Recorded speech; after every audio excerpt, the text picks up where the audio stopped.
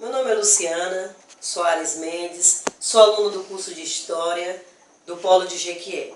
Estou aqui para apresentar a minha monografia, defendê-la, que tem o seguinte tema: as diferenças ideológicas presentes nos livros didáticos de História do quinto ano do Ensino Fundamental 1. A escolha desse tema partiu da necessidade que nós temos, nós como educadores e alunos de História, de compreendermos como se dá o processo de ensino-aprendizagem de História dentro das nossas salas de aula, em especial aqui do quinto ano do Ensino Fundamental 1. E aí nós temos a seguinte reflexão. Temos a historiografia, que ela vem ganhando nova roupagem com o passar do tempo. A historiografia, segundo a Escola Nova, a historiografia que tem como pauta, como reflexo dos estudos da Escola de Análise. E aí nós temos também, nós vamos refletir no capítulo 1, que tem por título o livro didático e os processos de ensino de História, algumas reflexões. Nós vamos refletir aí como se deu a necessidade de compreendermos a história como algo importante, como algo inerente ao nosso dia a dia, né? Isso não se deu do dia para a noite. O ensino da história, ele com o passar do tempo, ele veio ganhando, sofrendo modificações e aos poucos sendo valorizado. E aí nós vamos ter a história como ciência contemporânea e a abordagem historiográfica dos análises. A aprendizagem adquirida através das análises, que vê a história como algo novo, como algo que pode trazer uma nova roupagem para a história que estudamos hoje. Essa história, esse estudo de análise, ele vem trazer a história como algo capaz de penetrar as demais disciplinas. Ele traz aí a interdisciplinaridade. E tal aprendizagem, ele vem ganhando vida desde a escola lá de análise até os dias de hoje, onde acredita-se que o ensino precisa ter significado e levar o aluno a compreender os fatos históricos, compreender como algo novo, de forma de sentir. Ele precisa sentir que ele faz parte desse processo, que esse processo é importante para a vida dele, que não é algo morto, algo acabado, algo que não tem significado, não, é algo importante. E nessa visão de análise, ele vem desconstruir a visão eurocêntrica, que em muitos livros didáticos traziam e trazem essa visão onde privilegia uma classe e desfaz, inferioriza a outra, né? E aí a gente vai ter um ensino de história também no capítulo 1, a reflexão sobre o ensino de história. De que forma o ensino de história se concebeu no Brasil? A gente vai lá fazer uma viagem lá no Brasil colônia, onde a gente vê, né, as primeiras escolas chegando, a gente vê aí o ensino sendo expandido. E também a gente vai ver aí que nem todos tiveram acesso ao ensino. Não somente ao ensino de história, né, mas ao ensino em si. O ensino, a educação. Né? O processo de história do Brasil, ele não foi algo rápido. Não, ele foi algo lento. Foi uma modificação que ele veio acontecendo ano após ano e sofrendo aí, né, influência da Europa, dos Estados Unidos, né, da América, enfim, influências de vários povos, né? E a gente traz uma reflexão aí, Fonseca traz uma reflexão para a gente sobre o ensino de história e esclarece o seguinte, que ela valoriza a problematização, a análise crítica da realidade, concebe o aluno e o professor como sujeitos que produzem a história, como sujeitos que estão ali, ó, para produzirem a história. E ainda traz ainda completa sua reflexão dizendo que o conhecimento histórico, ele não acontece, ele não se faz somente pelos historiadores, não. O conhecimento histórico quem o constrói somos nós. Nossas vivências, nossos relacionamentos, nossos laços, né? Em casa, no trabalho, no clube, se divertindo, enfim. A história se constrói das nossas atitudes e do meio em que nós vivemos.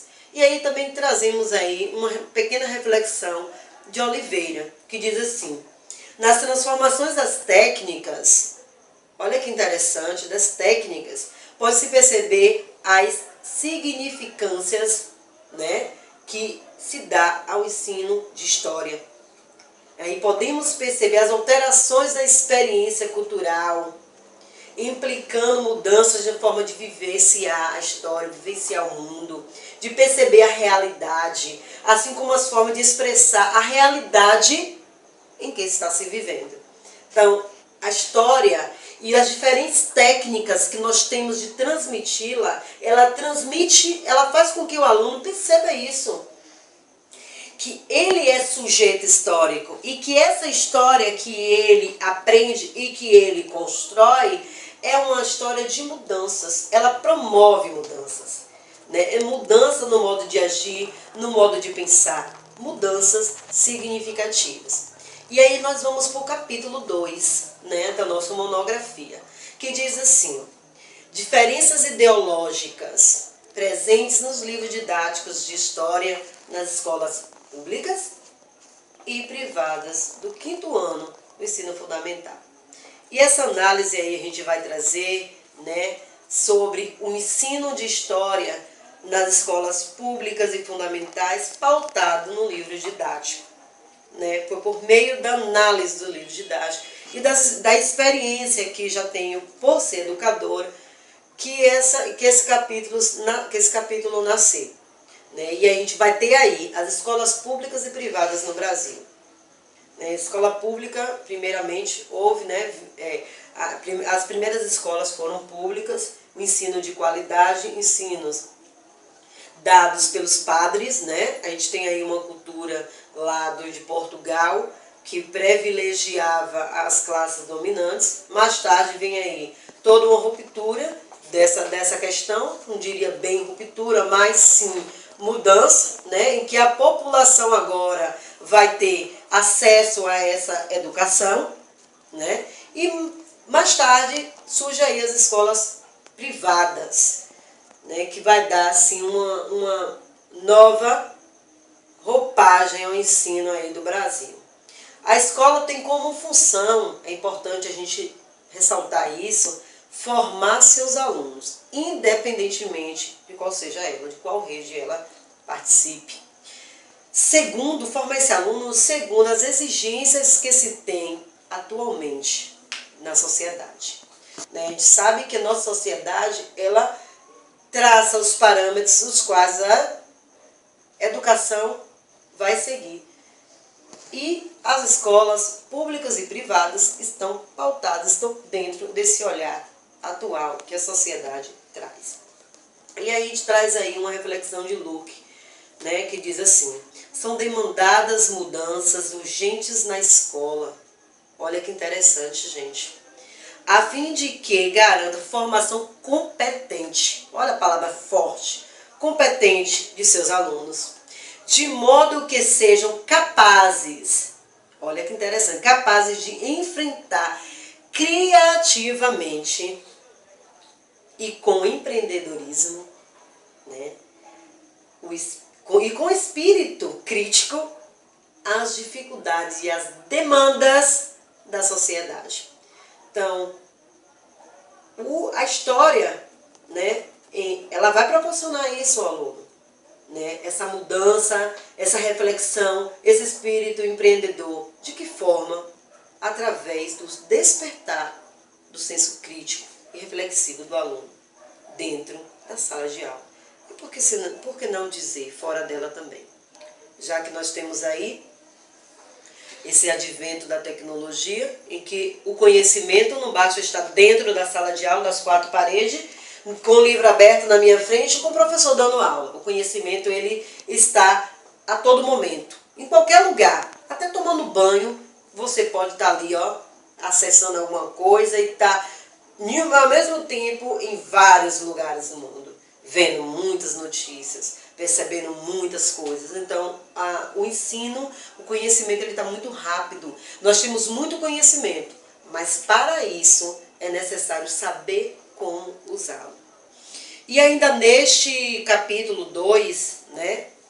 Ainda nesse capítulo 2, vai ser bem enfatizado aí que a escola pública e privada tem a obrigação de estar comprometida com a realidade e dentro da perspectiva de que o ensino de história precisa ser condizente com a vida, com o cotidiano do aluno.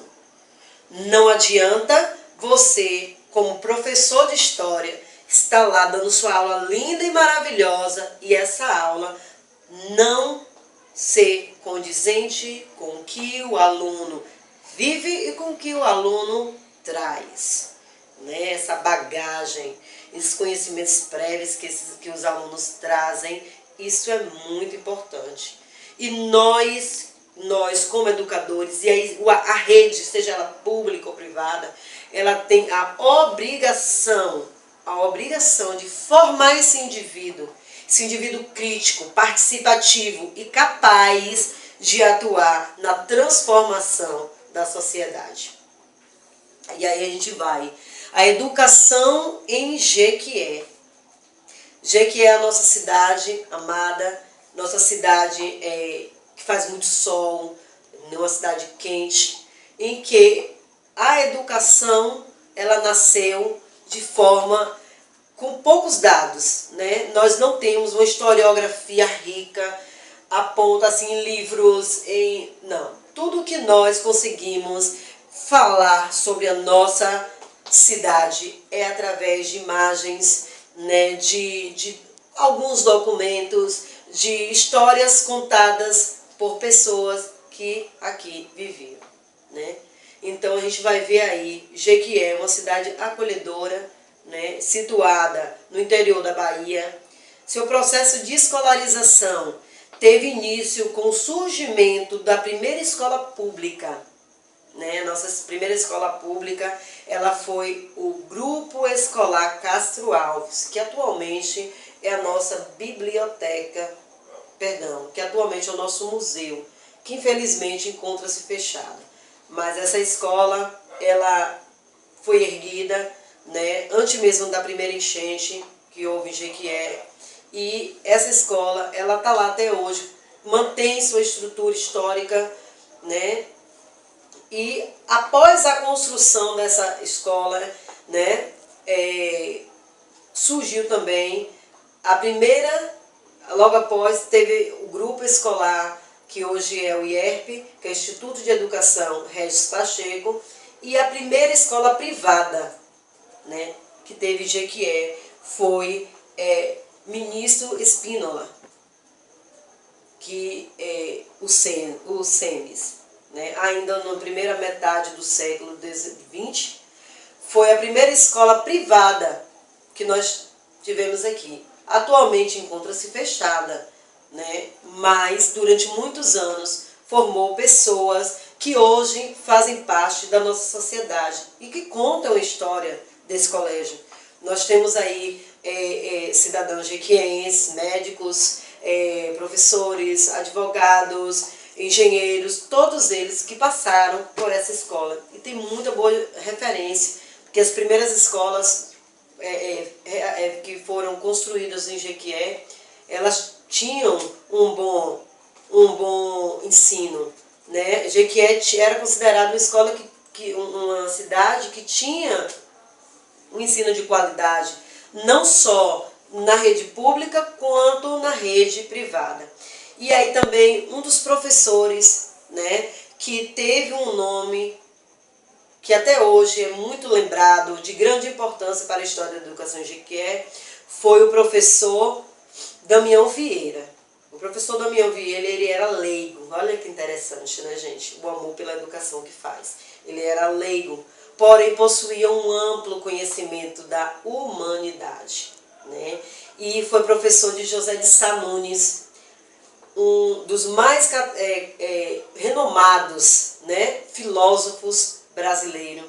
Autor do Dicionário Brasileiro, olha que interessante, né, encomendado pela Academia Brasileira de Letras e revisor também da Constituição Federal de 1946. Então, Damião Vieira teve uma participação na educação aí, né, de José de Sá Nunes. Que interessante, um homem leigo, porém ele era amante da educação, né? Precisamos ser amantes da educação. E aí agora vamos lá, dar uma passeadinha lá no capítulo 3 da monografia, que tem por título as diferenças no livro didático para a promoção do pensamento crítico, ideológico na aprendizagem de história nas escolas privadas de Jequié. Né? A promoção do pensamento crítico. Olha que interessante. Da ideologia, né? Da ideologia. Só que assim, a ideologia agora aqui, ela vai trazer a ideologia de quem produz o livro didático. O livro didático em Jequié, analisado nas escolas de Jequié pública e privada, esse livro didático ele traz a ideologia de quem os produz. Eu produzo um livro, dentro desse livro eu vou trazer a ideologia minha, a minha ideologia, a minha forma de ver e de conceber a história. Também vale lembrar que não só a minha visão de quem produz o livro, ela é feita, mas a visão também das editoras, né? Se o governo encomenda o livro para a editora vai ser condizente com o que o governo traz. E ainda no capítulo 3 é a ideologia e o pensamento crítico. Como já falamos, o pensamento crítico ele vai ser importantíssimo aí nessa busca pela história, pelo caráter histórico, pela criatividade, pela criticidade. No capítulo 4, vamos passar pelo capítulo 4, diz assim: o livro didático e sua estrutura no ensino fundamental 1. Nesse capítulo foi abordado de que forma o livro didático ele é construído. Será que existe alguma mudança na estrutura do livro didático da escola privada e da escola pública? Ou é o mesmo? Em análise a esses livros, pude perceber que os livros da escola privada, eles, em sua maioria, eles trazem uma linguagem apropriada, uma linguagem não rebuscada, mas uma linguagem apropriada. E também trazem questões interessantes em que levam o aluno a refletir, não somente aquela resposta dada rápida, não. Levam o aluno a refletir, a reflexão. Também pude observar que são trazidos análise de imagem, né? Análise de textos comparativos entre um historiador e outro. Né? Tudo isso promove a reflexão, promove o aprendizado. Contudo, foi observado também lá no livro da escola pública que a linguagem utilizada nesses livros nem sempre era apropriada para a série. Muitas vezes vinham histórias contadas como se fossem histórias narrativas, aquelas narrativas de livros trazidas em livros de português. Também traziam muitas questões tradicionais, o que é, quando, em que ano. Também eu pude observar que a sua estrutura, muitas vezes não tinha lugar para o aluno escrever, para o aluno estar interagindo com o livro precisa fazer parte da nossa vida. Eu preciso compreender que o livro é importante para mim, que ele não é algo que está longe de mim, ele está próximo de mim. Então, tudo isso foi observado no livro da escola privada. Logo, tanto a privada quanto a pública deixaram a desejar em algumas questões, algumas informações necessárias não foram ditas. Um livro trazia, outro não trazia, em ambas escolas. E a gente traz ainda, né, na reflexão do capítulo 4, o livro didático, sua estrutura na rede privada. Aí eu vou trabalhar só a rede privada, né? Detalhes de textos, citações importantes, que foram importantes, que promovem, que são pontos-chave, e também a estrutura do livro da escola pública. E também a gente traz aí, por fim, né, de que forma esse livro didático, né, o professor pode trabalhar com o livro didático e suprir as necessidades que o livro tem. Não podemos dizer que os livros são plenos, completos, mas os livros eles têm suas necessidades. O professor, usando sua criatividade, né, um professor criativo, um professor que busca sua capacitação, ele vai perceber que é necessário ele unir o livro didático, que é sua mão direita, que está sempre ao seu lado, unir as novas tecnologias, promovendo este encontro, este casamento. Por quê? Porque o livro didático ele é um suporte e ele é acessível a todos, visto que na escola pública todos recebem esse livro. As tecnologias também, entre aspas. Por quê? Sabemos ainda que existe uma camada da sociedade que não tem tanta facilidade em tê-la, em ter contato com a mesma. Mas o professor, sabendo utilizar esses recursos, ele vai fazer com que o aluno perceba que a história não é morta, que a história é viva e que a história ela faz parte das nossas vidas. E por fim, para finalizar, né, em nossas considerações finais, né, lá no finalzinho da monografia, né, a gente vai trazer uma reflexão. Será que nós compreendemos mesmo o papel que o livro didático tem? Será que o livro didático está realmente suprindo a necessidade? Ou será que ele caiu em desuso? Será que o livro didático traz uma reflexão que faz com que o professor de história, o professor seja lá de qual for disciplina, ele compreenda a necessidade do seu uso? E será que os livros didáticos estão dentro dos parâmetros curriculares para o ensino de história? Né? E aí nós também vamos ver aí que o livro didático vem carregado das ideologias. E por ser um livro carregado de ideologia, ele precisa estar pautado em algum parâmetro. E o parâmetro curricular, né? O parâmetro curricular, ele vai trazer o seguinte, que o ensino de história, ele é obrigatório ter o ensino sobre negros, né? A cultura dos afrodescendentes e dos indígenas. Mas não da forma que está sendo feita hoje, né? Que se passa, que se faz, que se vê o índio, que se vê o negro como figuras místicas. Não. Mas estudar da forma que dê importância à sua cultura, né? Que dê importância à sua cultura. De forma em que venha trazer para o aluno a compreensão que eles são importantes e que eles fazem parte da nossa história, né? E aí nós vamos fazer no finalzinho, lá nas considerações finais, que os livros didáticos, eles precisam ser mais valorizados e mais usados, né? Para que tenhamos um ensino de qualidade, um ensino que tenha significado para os nossos alunos. Né? Só assim, através da valorização, partindo do professor, mostrando ao aluno, usando o livro didático, manuseando, usando o seu rodapé, usando o vocabulário, trabalhando as imagens, valorizando, sabendo escolher o livro didático. Desta forma, ele será uma ferramenta imprescindível para o processo de ensino e aprendizado da história de forma significativa.